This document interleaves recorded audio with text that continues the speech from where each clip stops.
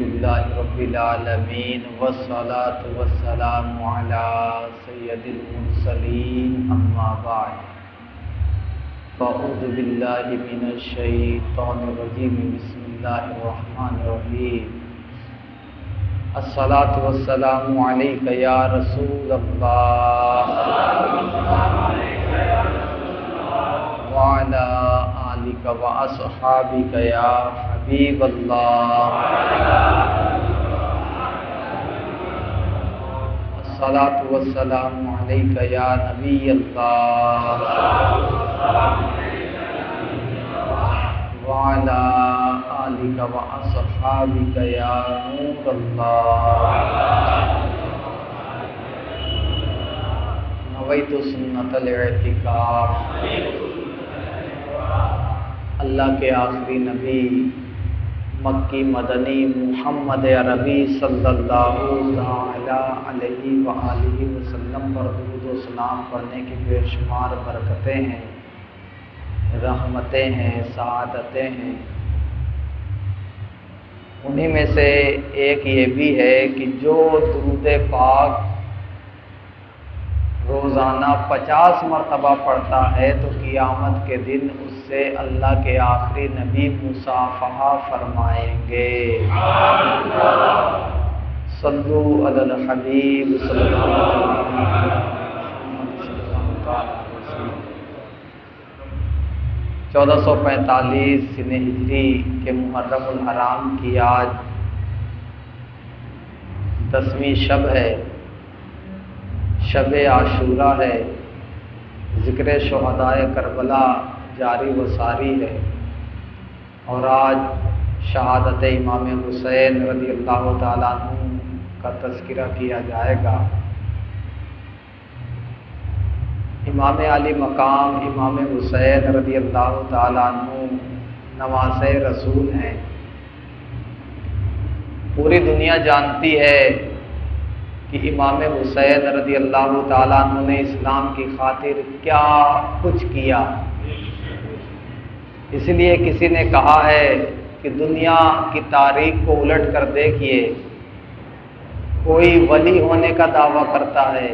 کوئی نبی ہونے کا دعویٰ کرتا ہے، کوئی خدا ہونے کا دعویٰ کرتا ہے، کوئی مجتہد ہونے کا دعویٰ کرتا ہے، کوئی محدث ہونے کا دعویٰ کرتا ہے۔ دنیا کی تاریخ میں نبی کا دعویٰ کرنے والے بہت ملتے ہیں، خدا کا دعویٰ کرنے والے بھی بہت ملتے ہیں۔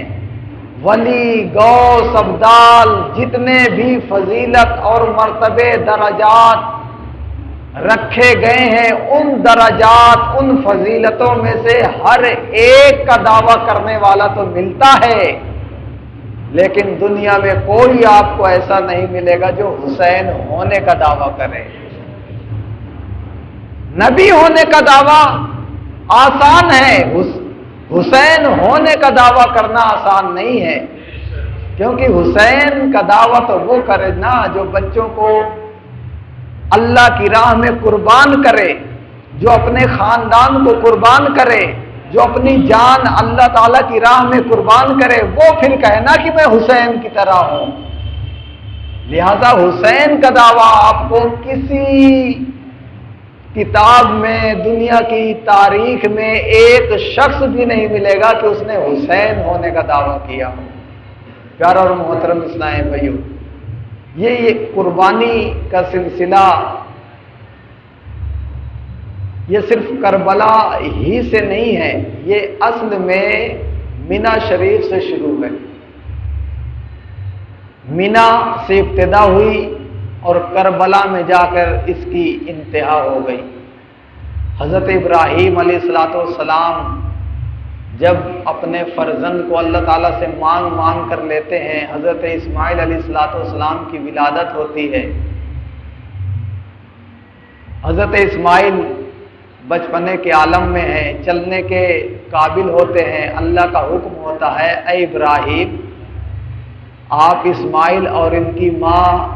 حضرت حاجرہ کو لے کر مکہ مکرمہ کے ویران جنگلات میں چھوڑ دیجئے۔ اس وقت مکے میں کوئی آبادی نہیں تھی، صرف اللہ کا گھر کعبۃ اللہ بنا ہوا تھا، کیونکہ عرب کی نسل حضرت ابراہیم علیہ الصلوۃ والسلام سے چلی ہے۔ حضرت ابراہیم کے فرزند حضرت اسماعیل ہیں،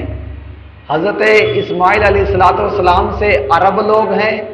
اور حضرت اسحاق علیہ الصلوۃ والسلام سے بنی اسرائیل ہیں، جو موسیٰ علیہ الصلوۃ والسلام کی قوم، عیسیٰ علیہ الصلوۃ والسلام کی قوم ہوئی۔ حضرت ابراہیم علیہ الصلوۃ والسلام مکے کے بے آب و گیا میدان میں حضرت اسماعیل اور ان کی والدہ کو چھوڑ آتے ہیں۔ جب حضرت اسماعیل علیہ الصلوۃ والسلام 13 یا 14 سال کے ہوتے ہیں، اللہ کی جانب سے حکم ہوتا ہے ان کو قربان کیجیے۔ ابراہیم علیہ الصلوۃ والسلام کو لے کر ابراہیم علیہ الصلوۃ والسلام مینا کی وادی میں جاتے ہیں اور ذبح کرتے ہیں، لیکن اللہ کی قدرت کہ حضرت اسماعیل علیہ الصلوۃ والسلام کی جگہ دمبے کو بطور فدیہ بھیج دیا جاتا ہے اور حضرت اسماعیل علیہ الصلوۃ والسلام کو بچا لیا جاتا ہے۔ آپ کی نسل بڑھتی ہے، حضرت عدنان سے ہوتے ہوئے ہمارے اور آپ کے نبی علیہ الصلوۃ والسلام کے دادا عبد المطلب جب اس دنیا میں پیدا ہوتے ہیں، جوان ہوتے ہیں، شادی ہوتی ہے، آپ اللہ تعالیٰ کی بارگاہ میں ایک منت مانتے ہیں کہ اے اللہ، اگر تو نے مجھے 10 بیٹے عطا کیے اور 10 کے 10 جوان ہو گئے تو میں ان میں سے ایک بیٹے کو تیری راہ میں قربان کروں گا۔ جب 10 بیٹے ہو گئے، سارے جوان ہو گئے، حضرت عبد المطلب کو اپنی منت یاد آئی، آپ نے سارے بیٹوں کو جمع کیا اور کہا اے میرے پیارے بیٹوں، میں نے اللہ سے ایک منت مانی ہے، اور وہ منت یہ ہے کہ میں نے مانا تھا کہ یا اللہ، اگر تو مجھے 10 بیٹے عطا کرے گا تو ان میں سے ایک کو میں قربان کروں گا۔ کعبہ کے رب نے میری اس منت کو پوری فرمائی، اب مجھے اس منت کو پورا کرنے کا وقت ہے، بتاؤ تم میں سے کون تیار ہے جو میں اس کی قربانی دوں؟ جب تمام بیٹوں نے سنا تو تمام لوگوں نے کہا کہ اے والد محترم، آپ جس کو چاہیں اللہ کی راہ میں قربان کر دیں، ہم تیار ہیں۔ آپ نے فرمایا ایسا نہیں، میں تمہارے درمیان قرعہ ڈالتا ہوں، جس کا نام نکلے گا اسی کی قربانی پیش کروں گا۔ چنانچہ قرعہ ڈالا گیا۔ قرعہ حضرت عبداللہ رضی اللہ تعالیٰ عنہ جو ہمارے اور آپ کے نبی علیہ الصلوۃ والسلام کے والد محترم ہیں، ان کے نام نکلتا ہے، لہذا عبد المطلب کے کہنے پر حضرت عبداللہ تیار ہو جاتے ہیں۔ حضرت عبد المطلب چھری لیتے ہیں، عبداللہ کو ساتھ میں لیتے ہیں اور ذبح کرنے کے لیے چلتے ہیں۔ لوگوں کو پتہ چلتا ہے، لوگ آڑے آ جاتے ہیں اور کہتے ہیں اے عبد المطلب، آپ ایسا رواج تو نہ ڈالیے، اگر اللہ کی جانب سے یہ لازم ہو گیا تو بچوں کی قربانی کرنا بڑی دشوار والی بات ہو جائے گی۔ آپ نے کہا نہیں، چاہے جو ہو جائے، میں نے منت مانی ہے، میں اپنی منت پوری کرنے کے لیے اپنے ایک بیٹے کی قربانی ضرور دوں گا۔ لوگوں نے ضد کیا اور کہا کہ مکے کے پاس میں ایک نجومی عورت رہتی ہے، چلو اس کے پاس جاتے ہیں، وہ شاید کچھ حل بتائے۔ چنانچہ لوگ جاتے ہیں، اس نجومی عورت سے کہتے ہیں کہ معاملہ ایسے ایسے ہے، ہمارے سردار نے منت مانی تھی کہ 10 بیٹے ہوں گے، ایک بیٹے کی قربانی دوں گا، 10 بیٹے ہو گئے ہیں، سب جوان ہو گئے ہیں۔ قرعہ ڈالا گیا، ایک بیٹے کے نام پر قرعہ نکلا، اب وہ اس کی قربانی دینے کے لیے تیار ہے، آپ ہی کچھ بتائیے اس کا کیا حل ہو سکتا ہے۔ اس نے کہا تم صبح آنا، میں تمہیں صبح بتاؤں گی۔ چنانچہ یہ واپس آ جاتے ہیں، صبح جو ہی نمودار ہوتی ہے یہ سب جاتے ہیں، اس نجومیہ عورت سے پوچھتے ہیں، وہ کہتی ہے یہ بتاؤ تمہارے یہاں ایک آدمی کی دیت کتنی ہے؟ اگر کوئی کسی کو قتل کر دے تو قاتل اس کے بدلے میں کتنے اونٹ دیا کرتا ہے؟ انہوں نے کہا 10 اونٹ۔ انہوں نے کہا بس ایسا کرنا کہ 10 اونٹ ادھر رکھنا، عبداللہ کو ادھر رکھنا، 2 پرچی بنا لینا، ایک 10 اونٹ کی، ایک عبداللہ کی، پرچی ڈالنا، اگر اونٹوں کے نام پرچی نکل آئے تو اونٹوں کو قربان کر دینا، اگر عبداللہ کے نام پرچی نکلے تو پھر 10 اونٹ ملانا، پھر ادھر 20 پرچی، پھر عبداللہ کا نام، دونوں کی پرچی ڈالنا، اگر عبداللہ کے نام نکلے تو پھر 10 اور ڈالتے رہنا، یہاں تک کہ اونٹوں کے نام کی پرچی نکل آئے۔ چنانچہ مکے کے تمام لوگ سردار مکہ ابو عبد المطلب کے پاس جاتے ہیں، حل سناتے ہیں، وہ تیار ہو جاتے ہیں، 10 اونٹ لائے جاتے ہیں، پرچی بنائی جاتی ہے، قرعہ ڈالا جاتا ہے، لیکن قرعہ میں حضرت عبداللہ کا نام نکل آتا ہے۔ عبد المطلب کہتے ہیں دیکھا میں نے کہا نہیں تھا کہ میں اپنے بیٹے کی قربانی کروں گا، اور تم نے اتنی کوشش کرنے کے باوجود قرعہ ڈالا پھر بھی میرے بیٹے کا نام نکلا۔ انہوں نے کہا رک جاؤ، نجومیہ نے یہ بھی کہا تھا کہ جب اگر ایسا ہو جائے تو 10 اونٹ اور ملا لینا، لہذا 10 اونٹ اور ملائے گئے، دوسری مرتبہ قرآن اندازی کی گئی، پھر حضرت عبداللہ کا نام آیا، تیسری مرتبہ، چوتھی مرتبہ، 5ویں مرتبہ، حتیٰ کہ 9ویں مرتبہ بھی حضرت عبداللہ کا نام آیا۔ جب 9ویں مرتبہ آیا تو پھر لوگوں نے 10 اونٹ کا اور اضافہ کیا، 100 اونٹ ادھر، حضرت عبداللہ ادھر۔ اب قرعہ ڈالا جاتا ہے تو اب اونٹوں کے نام قرعہ نکلتا ہے، تمام لوگ خوش ہو جاتے ہیں کہ عبداللہ کی جان بچ گئی، لیکن عبد المطلب کہتے ہیں نہیں، میں نہیں مانوں گا، میں اسی شرط پر مانوں گا کہ تم 3 مرتبہ قرعہ ڈالو، اگر تیسری مرتبہ بھی اونٹوں کے نام قرعہ نکلتا ہے تو میں سمجھ لوں گا کہ اللہ کی جانب سے یہی منظور ہے، ورنہ میں اپنے بیٹے کی قربانی دوں گا۔ لہذا دوسری مرتبہ ڈالا جاتا ہے، لوگوں کے دل دھڑک رہے ہوتے ہیں کہ کہیں عبداللہ کا نہ نام آ جائے، سارے لوگ دعائیں کر رہے ہوتے ہیں، لیکن دوسری مرتبہ جب ڈالا گیا تو پھر 100 اونٹوں کے نام کی پرچی نکلی۔ اب جب تیسری مرتبہ قرعہ اندازی ہوتی ہے، دل مزید دھڑکنے لگتے ہیں،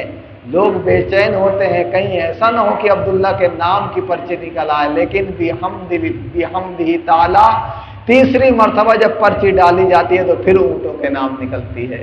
تمام لوگ خوش ہو جاتے ہیں، اونٹوں کی قربانی دی جاتی ہے۔ حضرت عبداللہ جن کے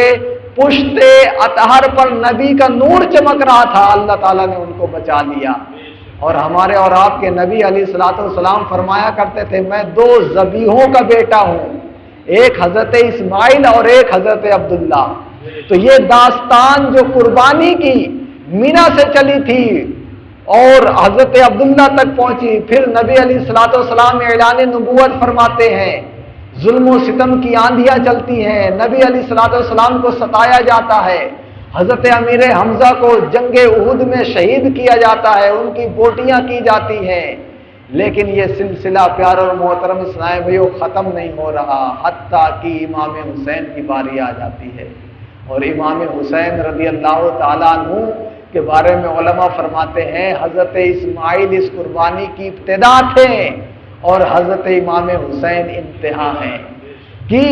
اللہ تعالیٰ نے تمام نبیوں کا امتحان لیا، تمام اولیاء کرام کا امتحان لیا، لیکن امتحان ایک ایک چیز کا لیا گیا، بیک وقت کسی چیز کا نہیں لیا گیا، لیکن امام حسین سے تمام امتحان ایک ہی وقت میں لیے گئے۔ امام حسین رضی اللہ تعالیٰ عنہ جب دشت کربلا میں پہنچتے ہیں، اس کے بعد جو واقعہ ہوا پیارے اور محترم اسلام بھائیو وہ بڑا ہی دردناک ہے۔ محرم الحرام 61 ہجری کی 10 تاریخ ہے، جمعہ کا یوم سعید ہے۔ امام حسین رضی اللہ تعالیٰ عنہ کو قتل کرنے کے لیے یزیدی فوج تیار ہے، دوپہر کا وقت ہے، جب نبی کا خاندان اجڑ رہا تھا، اس چمن کی ایک ایک کلی کٹ رہی تھی،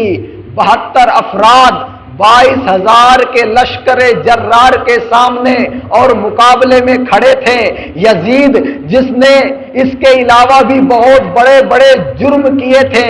1700 صحابہ کرام کو مکہ مکرمہ میں شہید کیا،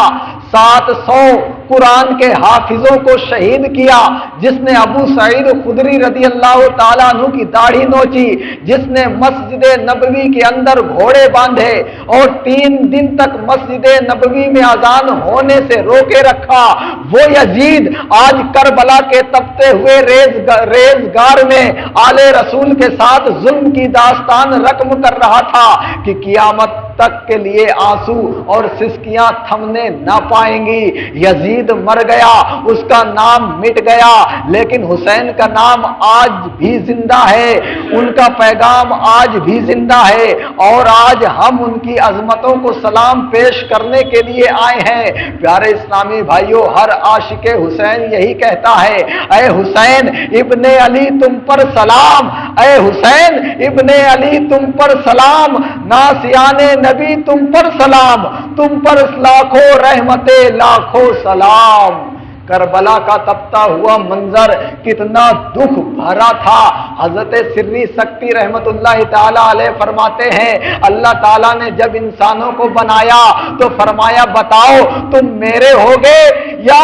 کسی اور کے؟ سب نے کہا مالک تو نے ہمیں پیدا کیا ہے لہذا ہم تیرے ہی ہیں۔ لیکن جب اللہ تعالیٰ نے دنیا کو پیدا کیا تو ان میں سے 9 حصے دنیا کی طرف ہو گئے، صرف ایک حصہ اللہ تعالیٰ کی طرف رہ گیا۔ پھر جب اللہ تعالیٰ نے عقبہ یعنی آخرت کو پیدا فرمایا تو اس عقبہ کو دیکھ کر، جنت کی نعمتیں دیکھ کر، ان 9 حصے میں سے 8 حصے اس کی طرف چلے گئے۔ اب ان 9 میں سے ایک حصہ بچا اور وہ کہا کہ اے اللہ ہم عقبہ کی طرف نہیں جائیں گے۔ جب اللہ تعالیٰ نے جنت اور دوزخ کو پیدا کیا تو ان میں سے بھی 8 حصے اس کی جانب ہو گئے اور ایک حصہ پھر بھی باقی رہا۔ اللہ تعالیٰ نے فرمایا تمہیں کیا ہوا؟ تم نہ جنت کی جانب گئے نہ دوزخ کی جانب گئے۔ انہوں نے کہا اے اللہ اگر تو پوری دنیا کی آزمائش اور مصیبتوں کو ہمارے گلے کا توق بنا دے پھر بھی ہم تیری محبت سے ایک ہاتھ بھی دور نہیں جائیں گے۔ امام سری سکتی رحمت اللہ تعالی علیہ فرماتے ہیں انہی میں سے امام حسین تھے کہ ان پر جتنی ظلم و ستم کی آندھیاں چلائی گئی لیکن اپنے رب کی بارگاہ سے ایک ہاتھ بھی دور نہ گئے بلکہ اپنے رب کی رضا ہی چاہتے رہے، اپنے رب کے حکم کی فرما برداری کرتے رہے۔ پیارے اور محترم اسلامی بھائیوں، حضرت اسماعیل علیہ السلام کی بھی قربانی پیش کی گئی تھی لیکن وہاں دمبا آ گیا تھا، لیکن آج امام حسین کی قربانی پیش کرنے کے لیے سامنے یزیدی لشکر کھڑا ہے اور کوئی مددگار نہیں ہے۔ آپ رضی اللہ تعالیٰ عنہ نے یزیدیوں کے سامنے کھڑے ہو کر ارشاد فرمایا لوگوں میرا حق پہچانو، میرے خون سے اپنے آپ کو ابدی عذابات کے مستحق نہ بناؤ۔ اس روئے زمین میں کسی نبی کی بیٹی کا بیٹا موجود نہیں ہے سوائے میرے۔ تمہیں لوگوں نے تو خط لکھ کر مجھے کوفہ بلایا تھا اور جب میں آ گیا تو اب میرے ساتھ بے وفائی کرتے ہو۔ انہوں نے کہا ہم نے کوئی خط نہیں بھیجا، ہم نے آپ کو نہیں بلایا، بس 2 ہی باتیں ہیں، یا تو بیعت کریں یا میدان جنگ میں آ جائیں۔ آپ نے فرمایا اگر بیعت کرنی ہی تھی تو حرم نبی کو کیوں چھوڑتا، اگر بیعت کرنی ہی تھی تو مکہ مکرمہ کو کیوں چھوڑتا؟ صحابہ کرام کا ضم غفیر تھا، سب نے کہا خانہ کعبہ دلہن کی طرح سجا ہے، اے حسین ابن علی تم تو مدینے سے مکے پیدل چل کر حج کرنے آتے تھے، آج حج کا زمانہ ہے پھر مکے سے کیوں جا رہے ہو؟ تو میں نے کہا تھا اے لوگوں تم بھی ایک حج کرو گے، ایک حج میں بھی کروں گا، تم خانہ کعبہ کے طواف کرو گے میں بھی اپنے خیمے کے طواف کروں گا۔ اگر مجھے بیعت کرنی تھی تو میں نبی کا حرم نہ چھوڑتا، اگر یزید پلید کی بیعت کرنی تھی تو اللہ کا حرم نہ چھوڑتا۔ شاعر کہتا ہے جسے صرف حق ہی قبول ہو یہی جس کا اصل اصول ہو، جو نہ جھک سکے جو نہ بک سکے اسے کربلا ہی راس ہے۔ پھر پیارے اور محترم اسلامی بھائیوں جبر کی آندھیاں چلی، ایک ایک کر کے جانثاران حسین قربان ہوتے رہے، پھر خاندان نبوت کی باری آتی ہے۔ حضرت علی اکبر نے اپنی جان پیش کی اپنے بھتیجوں کو، حضرت امام حسین رضی اللہ تعالیٰ عنہ کے بھتیجے حضرت قاسم نے اپنی جان اللہ کی بارگاہ میں پیش کی، حضرت محمد شہید ہوئے۔ جب امام حسین رضی اللہ تعالیٰ عنہ کے اعیان و انصار میں سے ایک ایک جام شہادت نوش کرنے میں کامیاب ہوئے تو امام حسین رضی اللہ تعالیٰ عنہ نے دیکھا کہ میرے سارے مدد کرنے والے شہید ہو گئے۔ اور پیارے اور محترم اسلامی بھائیوں، جب علی اکبر شہید ہو رہے تھے تو آپ پر جب زخم پر زخم لگے تو کربلا کے ریت سے آپ نے پکارا، یا ابتاہو ادرکنی، اے میرے باپ مجھے پکڑیے۔ جب امام حسین نے آواز سنی تو دوڑے دوڑے گئے اور اپنے جوان بیٹی کی لاش اٹھا کر خیمے تک پہنچا کر فضا میں ہاتھ بلند کر کے عرض کرتے ہیں، ربنا تقبل منا ھذا القربان، مالک حسین کی یہ قربانی بھی قبول کر لے۔ معصوم علی اصغر کو ہاتھ میں اٹھا کر سوئے فرات لے چلے تاکہ ان کو پانی کے کچھ قطرے کا انتظام کیا جا سکے، لیکن دشمنان خدا نے دو شاخہ تیر مارا جو علی اصغر کے نازک گلے میں پیوست ہو گیا، جس سے امام حسین کا ہاتھ لہو لہان ہو گیا۔ امام حسین رضی اللہ تعالیٰ عنہ نے اپنے چھوٹے سے لگتے جگر کے خون کو آسمان کی طرف اچھال کر کے عرض کی، مولا یہ قربانی بھی قبول کر لے۔ جب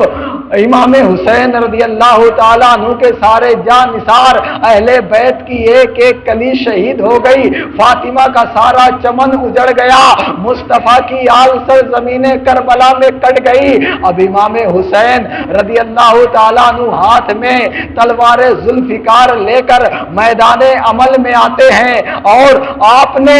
جنگ شروع کرنے سے پہلے خطبہ دیا اور وہ تاریخ کے دامن میں محفوظ ہے۔ آپ نے فرمایا، لوگوں میرا حسب نسب پہچانو، میں کون ہوں، میرے شہید کرنے میں جلدی نہ کرو، میں وہ ہوں جو مصطفیٰ کے کندھوں پر سواری کی ہے، میں وہ ہوں جس کی زبان کو تمہارے نبی نے چوما ہے اور اپنی زبان میری زبان میں لے کر فرمایا کرتے تھے یہ میرا بیٹا ہے۔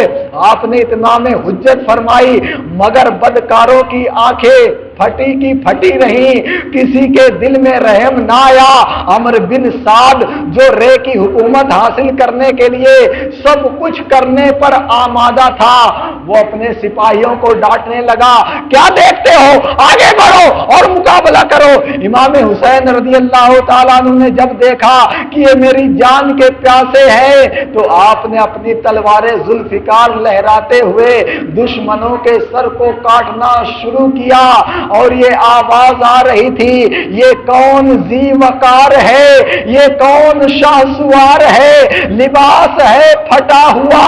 چھدا ہوا، کٹا ہوا، لخت لخت کٹا ہوا،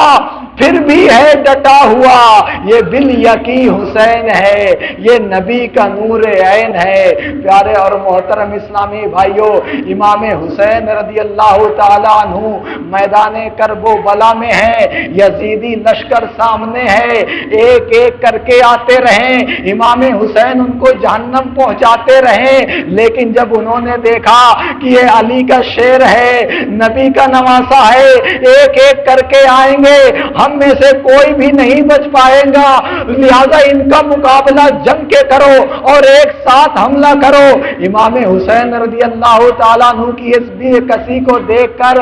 یزیدیوں نے یکدم حملہ کر دیا، امام حسین رضی اللہ تعالیٰ عنہ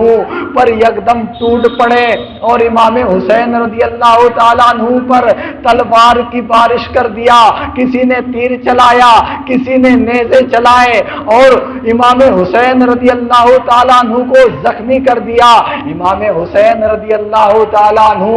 جب زخم کی تاب نہ لا سکے تو آپ گھوڑے سے نیچے تشریف لائے اور جب دیکھا کہ اب میری آخری گھڑی ہے، آپ نے اللہ تعالیٰ کی بارگاہ میں عرض کیا، اللہم رضن بقضائکا صبرن علی بلائکا تسلیما لامرکا سبحان ربی العلی، اے اللہ मैं तेरी तकदीर पर राजी हूँ। तूने जो मुझ पर मुसीबतें नाजिल किया मैं उन पर साबिर हूँ। ऐ अल्लाह तेरे मुआमले तेरे हुक्म पर अपना सर तस्लीम करता हूँ। मौला मैं कहता हूँ तेरी ही जात सबसे बड़ी है, तू ही रब्बुल आलमीन है। मौला मैंने अपने घर को कुर्बान कर दिया, जो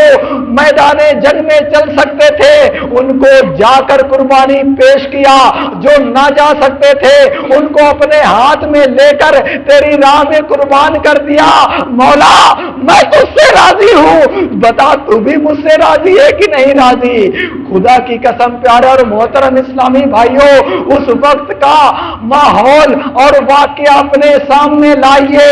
यकीनन अल्लाह ताला की रहमत ने उन फरिश्तों को पुकार कर कहा होगा कि ऐ फरिश्तों देखो, जमीन की तरफ देखो, तुम देख तो सकते नहीं लेकिन देखो, तुमने ही कहा था मौला इंसान को क्यों बना रहा है, हम तेरी इबादत करते हैं, इंसान को तू खलीफा क्यों बनाएगा, आदम को खलीफा क्यों बनाएगा, ये तो खूरेजियां करेंगे, ये तेरी नाफरमानी करेंगे। मौला हम तेरी इबादत करते हैं, हम तेरी रियाजत करते हैं, लिहाजा खलीफा तू हमको बना दे। रब्बे कायनात की रहमत ने उन फरिश्तों को कहा होगा, ऐ फरिश्तों देखो, तो अगर तुम्हारे दिल में तुम्हारे सीने में दिल दिया होता और फिर ये मुआमला तुम्हारे साथ होता तो तुम में से कोई भी इसको बर्दाश्त ना कर पाता। लेकिन मेरे हुसैन को देखो, तमाम खानदान को कुर्बान करके अपनी जान भी निसार करके मेरी बारगाह में अर्ज कर रहे हैं, अल्लाहुम्मा रज़क़ बि क़ज़ाइका सब्रन अला बलाइका तस्लीमन लि अम्रिका सुब्हान रब्बियल आला। मौला सारा घर लुट गया, अकबर की जवानी लुट गई, असगर के गले में तीर पेवस्त हो गया, अब्बास के बाजू कट गए, सकीना रो रही है, खेमे को आग लगी है, मेरा घर उजड़ गया। ला इलाहा पढ़ने वालों, ला इलाहा से पूछ लो, ला इलाहा तो बच गया, घर लुट गया शब्बीर का, हर तरफ आग ही आग है, करबला के रेज़गार आग बने हुए हैं, प्यारे प्यासे शहीद हो गए, लाशें बिखरी पड़ी हैं, अजीब मंजर है, करबला का रेगजार है, हुसैन इब्ने अली अपने सर को सजदे में रखा हुआ है, जख्मों से खून बह रहा है, जिस्म के अंदर नेज़े चुभे हुए हैं। हाय करना चाहिए, अफसोस करना चाहिए, लेकिन इमाम पाक अर्ज कर रहे हैं, मौला मेरा सारा सरमाया लुट गया, मेरा सब कुछ लुट गया, लेकिन सब कुछ देने के बाद मैं तुझसे राजी हूँ। मालिक तू भी बता, तू हुसैन से राजी है या नहीं है। मौला इम्तिहान आए, मैंने खुशी से उनको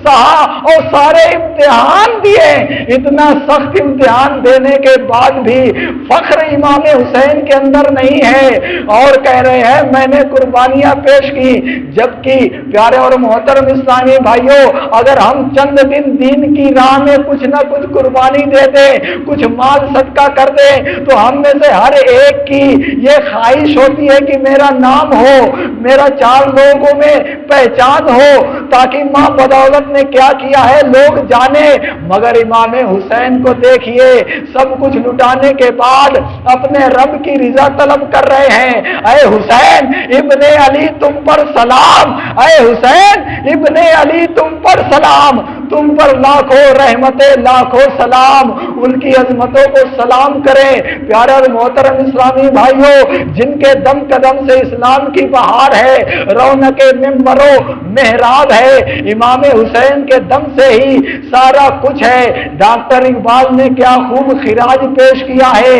आ इमामे आशिका कोरे बतूल सर्वे आगाहे दबिस्ताने रसूल, अल्लाह अल्लाह वाह बिस्मिल्लाह पिदर,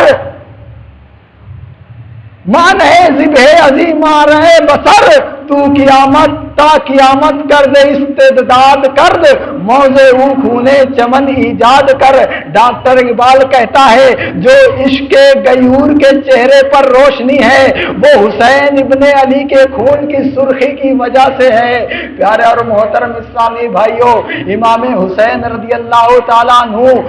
نیچے زمین پر تشریف فرما ہے، ایک یزیدی بڑھتا ہے تاکہ آپ کی گردن کو سر سے جدا کرے، لیکن جب دیکھتا ہے تو گھبرا جاتا ہے، واپس پیچھے کی جانب پلٹتا ہے۔ ابن یزید کہتا ہے کہ اے لوگوں آگے بڑھو، امام حسین کے سر کو تن سے جدا کر دو۔ اتنے میں شمر آگے بڑھتا ہے۔ شمر وہ بدبخت ہے جس نے امام پاک کے سر کو آپ کے تن سے جدا کیا، آپ کے سینے پر بیٹھ جاتا ہے۔ امام پاک آنکھ کھول کر دیکھتے ہیں تو اس کے چہرے میں برس کے داغ ہوتے ہیں۔ امام پاک فرماتے ہیں صدق اللہ و صدق رسول اللہ۔ شمر یزیدی کہتا ہے کہ آپ یہ کیا کہہ رہے ہیں؟ امام حسین فرماتے ہیں میں نے اپنے نبی سے سنا تھا،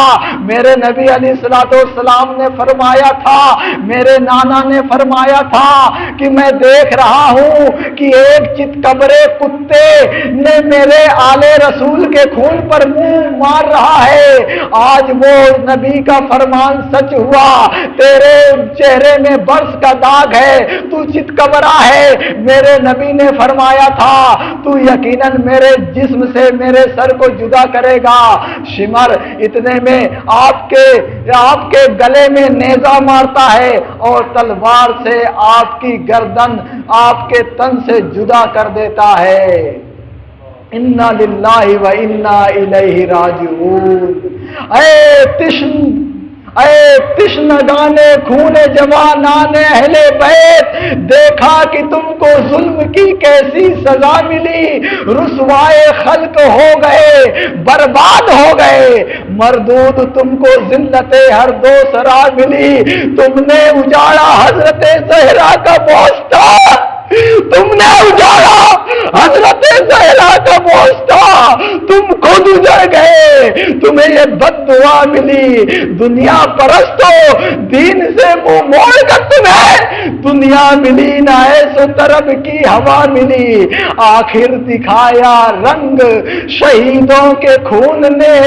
سر کٹ گئے امانت میں ایک ذرا ملی، پائی ہے کیا نعیم انہوں نے ابھی سزا، دیکھو گے وہ جہنم میں جس دن سزا ملی۔ شاعر کہتا ہے آیا نہ ہوگا اس طرح رنگ و شباب ریت پر، گلشن فاطمہ کے تھے سارے گلاب ریت پر، جانے بطول کے سوا کوئی نہیں کھلا سکا، قطرے آب کے بغیر اتنے گلاب ریت پر، تر سے حسین آب کو میں جو کہوں تو بے ادب، لم سے لبے حسین کو ترسا ہے آب ریت پر، عشق میں کیا لٹائیے عشق میں کیا بچائیے، آل نبی نے لکھ دیا سارا نصاب ریت پر، لذت سوزش بلال شوق شہادت حسین، جس نے بھی لیا یوں ہی لکھا آپ کا خطاب ریت پر، آل نبی کا کام تھا آل نبی ہی کر گئے، آل نبی کا کام تھا آل نبی ہی کر گئے، کوئی نہ لکھ سکا ادیب ایسی کتاب ریت پر، صلو علی الحبیب صلی اللہ تعالی علی محمد۔ امام حسین رضی اللہ تعالیٰ عنہ کی شہادت کے بعد یزیدی خوشیاں منانے لگتے ہیں اور امام پاک کا سر انور نیزے پر بلند کر لیتے ہیں۔ ایک یزیدی امام پاک رضی اللہ تعالیٰ عنہ کے سر مبارک کو لے کر اپنے گھر جاتا ہے۔ امام حسین رضی اللہ تعالیٰ عنہ کے سر مبارک کو اپنے گھر لے کر جب پہنچتا ہے تو ایک کمرے میں رکھ دیتا ہے، جس کمرے میں اس کی بیوی لیٹی ہوئی تھی۔ رات میں اچانک اس کی بیوی دیکھتی ہے کہ سر انور سے لے کر آسمان تک ایک نور برس رہا ہے۔ یہ دیکھ کر اس کی بیوی گھبرا جاتی ہے اور اس یزیدی کو جگاتی ہے کہ دیکھو یہ کیا ہے، لیکن اس یزیدی کو عبرت حاصل کرنے کی جگہ اس نے سر انور پر ایک تشت رکھ دیا تاکہ یہ معاملہ چھپ جائے۔ اس کے بعد کوفے گورنر ہاؤس میں امام حسین رضی اللہ تعالیٰ عنہ کے سر مبارک کو لے جاتے ہیں۔ سر مبارک کوفے سے ہوتا ہوا یزید پلید کے پاس پہنچتا ہے۔ یزید پلید بھی اپنے سونے والے روم میں امام پاک رضی اللہ تعالیٰ عنہ کا سر مبارک رکھتا ہے۔ پھر اس کے بعد کیا ہوتا ہے انشاءاللہ کل سنیں گے۔ اور پھر یزید پلید کا کیا انجام ہوا، شمر کا کیا انجام ہوا، ابن زیاد کا کیا انجام ہوا، اور اللہ تعالیٰ کی قدرت جس سے کام لینا چاہے لے لے۔ امام حسین رضی اللہ تعالیٰ عنہ کی شہادت کے 6 سال بعد مختار ثقفی کے دل میں یہ جذبہ پیدا ہوا کہ قاتلین حسین سے انجام لیا جائے، بدلہ لیا جائے۔ ایک فوج تیار کرتا ہے اور چن چن کر یزیدیوں کو مارتا ہے۔ اس نے اعلان کیا کہ جو امام حسین رضی اللہ تعالیٰ عنہ کے شہادت میں شامل تھے، اگر وہ زندہ ہوں ان کو قتل کر دیا جائے، جو مر چکے ہیں ان کی قبر کی نشاندہی کر کے ان کی قبر سے لاش نکالی جائے اور ان کو آگ لگائی جائے۔ اگر لاش ملے تو لاش، اگر ہڈی ملے تو ہڈی ہی جلائی جائے۔ اس مختار ثقفی نے ایک ایک سے چن چن کر بدلہ لیا۔ لیکن پیارا اور محترم اسلام بھائیو، وہ مختار ثقفی جو اہل بیت کا محب تھا، جب یہ دیکھا تو سارے مسلمان کے دل جیت لیا، اور سارے مسلمان کا جب دل جیت لیا تو اس کے ذہن میں خیال آیا کہ کیوں نہ میں نبوت کا دعویٰ کر دوں۔ اس نے آخری وقت میں نبوت کا دعویٰ کر دیا اور یوں مرتد ہو کر جہنم میں جا پہنچا۔ یزیدیوں کا انجام کیا ہوا، یزید کب مرا، کیسے مرا، انشاءاللہ کل آخری پروگرام میں اس کے بارے میں سنیں گے۔ اللہ تعالیٰ امام حسین رضی اللہ تعالیٰ عنہ کی ہمیں برکت عطا فرمائے، آمین بجاہ نبی الامین صلی اللہ علیہ وسلم۔